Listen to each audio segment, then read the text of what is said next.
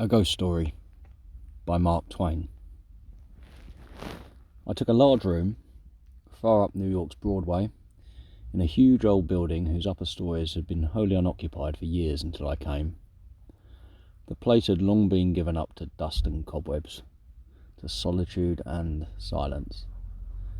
I seemed groping among the tombs and invading the privacy of the dead. That first night I climbed up to my quarters. For the first time in my life, a superstitious dread came over me, and as I turned a dark angle of the stairway, and an invisible cobweb swung its lazy woof in my face and clung there, I shuddered as one who had encountered a phantom. I was glad enough when I reached my room and locked out the mould and the darkness. A cheery fire was burning in the grate, and I sat down before it with a comfortable sense of relief.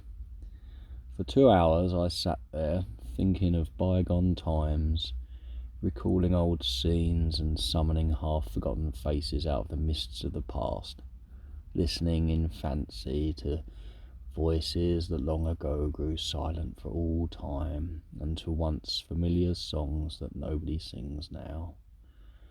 And as my reverie softened down to a sadder and sadder pathos, the shrieking of the winds outside softened to a wail, the angry beating of the rain against the panes diminished to a tranquil patter, and one by one the noises in the street subsided until the hurrying footsteps of the last belated straggler died away in the distance and left no sound behind.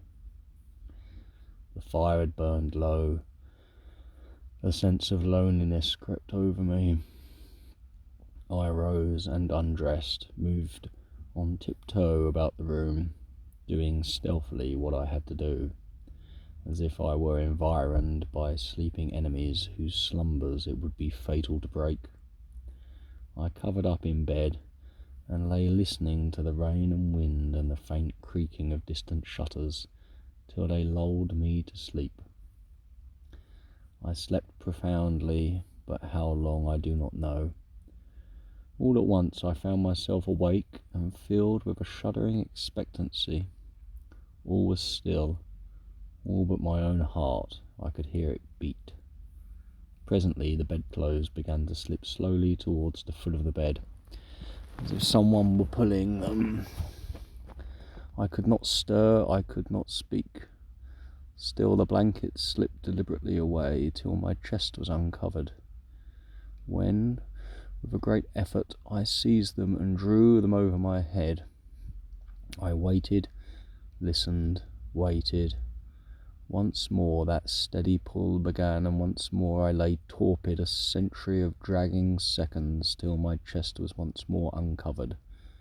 At last I aroused my energies and snatched the covers back to their place and held them with a strong grip. I waited. By and by I felt a faint tug and took a fresh grip.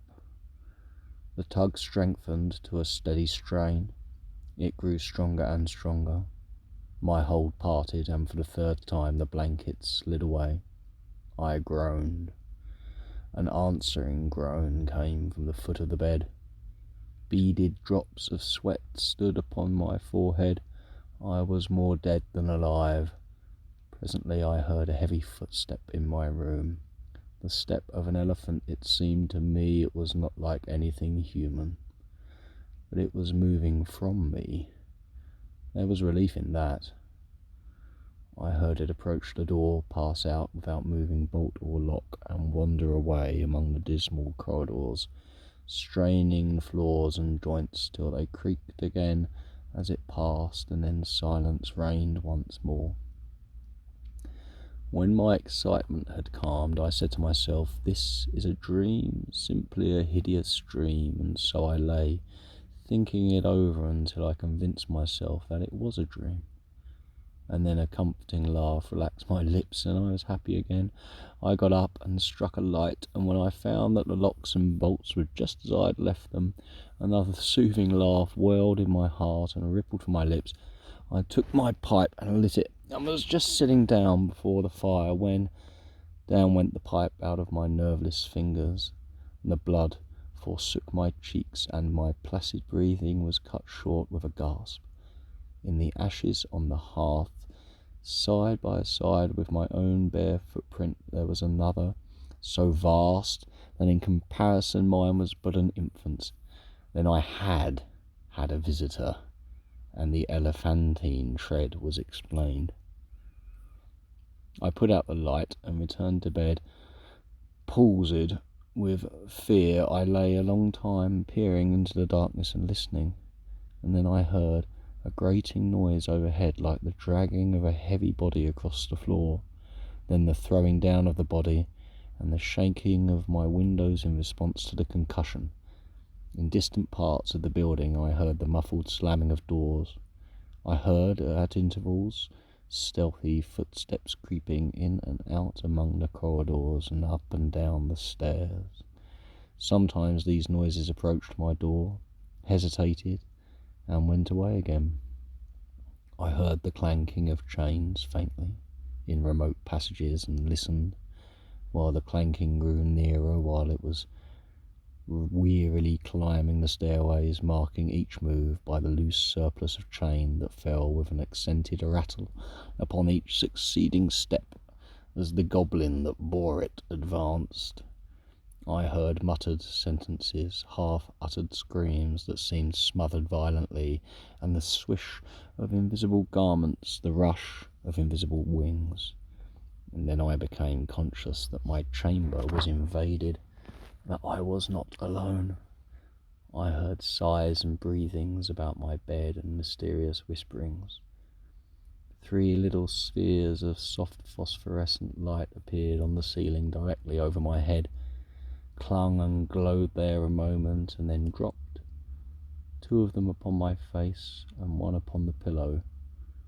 They spattered liquidly and felt warm. Intuition told me they had turned to gouts of blood as they fell. I needed no light to satisfy myself of that. And then I saw pallid faces, dimly luminous, and white uplifted hands, floating bodiless in the air, floating a moment and then disappearing.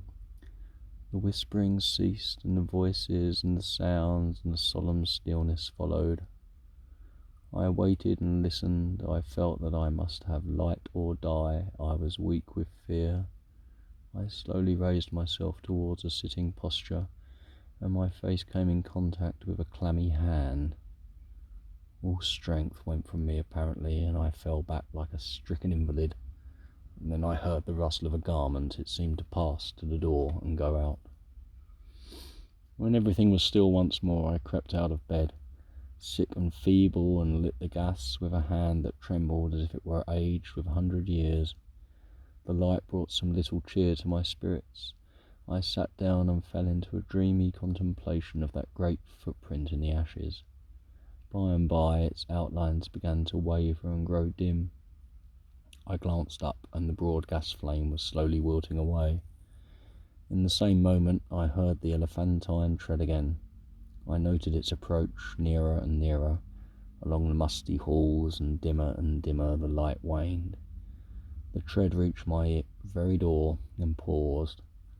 The light had dwindled to a sticky blue, and all things about me lay in a spectral twilight. The door did not open, and yet I felt a faint gust of air fan my cheek, and presently was conscious of a huge cloudy presence before me. I watched it with fascinated eyes. A pale glow stole over the thing. Gradually its cloudy folds took shape. An arm appeared, then legs, then a body. At last a great sad face looked out of the vapour, stripped of its filmy housings, naked, muscular and comely. That petrified prehistoric man, the so-called Cardiff giant, loomed over me. All my misery vanished, for a child might know that no harm could come with that benignant countenance. My cheerful spirits returned at once, and in sympathy with them the gas flamed up brightly again. Never was a lonely outcast so glad to welcome company as I was to greet the friendly giant. I said, "Why is it nobody but you? Do you know, I have been scared to death for the last 2 or 3 hours. I am most honestly glad to see you." I wish I had a chair. Here, here. Don't try to sit down in that thing." But it was too late. He was in it before I could stop him, and down he went. I never saw a chair so shivered in my life. "Stop, stop! You're in!" Too late again. There was another crash, and another chair was resolved into its original elements. "Confound it, haven't you got any judgment at all? Do you want to ruin all the furniture in the place? Here, here, you petrified fool." But it was no use. Before I could arrest him, he had sat down on the bed, and it was a melancholy ruin. Now what sort of way is that to do?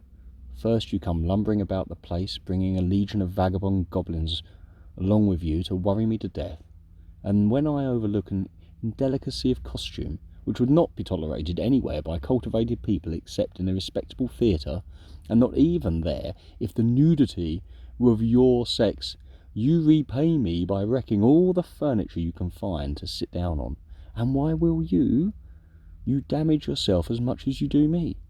You have broken off the end of your spinal column and littered up the floor with chips of your hams till the place looks like a marble yard. You ought to be ashamed of yourself. You are big enough to know better. Well, I will not break any more furniture. But what am I to do? I have not had a chance to sit down for a century. And the tears came into his eyes. "Poor devil," I said. "I should not have been so harsh with you. And you are an orphan too, no doubt. But sit down on the floor here. Nothing else can stand your weight. And besides, we cannot be sociable with you away up there, above me. I want you down where I can perch on this high counting-house store and gossip with you face to face." So he sat down on the floor and lit a pipe which I gave him, threw one of my red blankets over his shoulders, inverted my hip bath on his head, helmet fashion, and made himself picturesque and comfortable. Then he crossed his ankles while I renewed the fire and exposed the flat, honeycombed bottoms of his prodigious feet to the grateful warmth. "What is the matter with the bottom of your feet and the back of your legs, that they are gouged up so?" "Infernal chilblains. I caught them clear up to the back of my head, roosting out there under Newell's farm where they dug me up. But I love the place. Love it as one loves his old home. There is no peace like the peace I feel when I am there." We talked along for half an hour, and then I noticed that he looked tired and spoke of it. "Tired?" he said. "Well, I should think so, and now I will tell you all about it, since you have treated me so well. I am the spirit of the petrified man that lies across the street there in the museum. I am the ghost of the Cardiff giant. I can have no rest, no peace, till they have given that poor body burial again. Now what was the most natural thing for me to do to make men satisfy this wish? Terrify them into it. Haunt the place where the body lay. So I haunted the museum night after night. I even got other spirits to help me. But it did no good, for nobody ever came to the museum at midnight. Then it occurred to me to come over the way and haunt this place a little. I felt that if I ever got a hearing, I must succeed, for I had the most efficient company that perdition could furnish. Night after night we have shivered around through these mildewed halls, dragging chains, groaning, whispering, tramping up and down the stairs, till, to tell you the truth, I am almost worn out. But when I saw a light in your room tonight, I aroused my energies again, and went at it with a deal of the old freshness. But I'm tired out, entirely fagged out.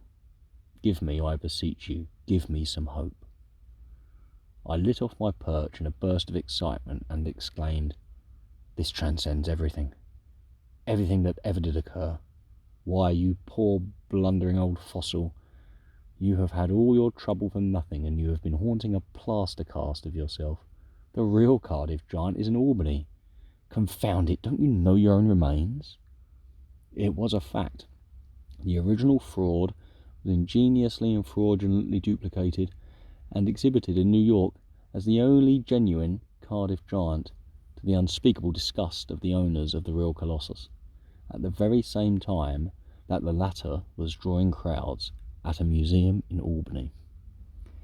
Well, when I explained all this, I never saw such an eloquent look of shame, of pitiable humiliation, overspread a countenance before. The petrified man rose slowly to his feet and said, "Honestly, is that true?" "As true as I am sitting here." He took the pipe from his mouth and laid it on the mantel, then stood irresolute a moment, dropping his chin to his chest, and finally said, "Well, I never felt so absurd before. The petrified man has sold everybody else, and now the mean fraud has ended by selling its own ghost. My son, if there is any charity left in your heart for a poor friendless phantom like me, don't let this go out. Think how you would feel if you had made such an ass of yourself." I heard his stately tramp die away, step by step down the stairs and out into the deserted street, and felt sorry that he was gone, poor fellow, and sorrier still that he had carried off my red blanket and my bathtub.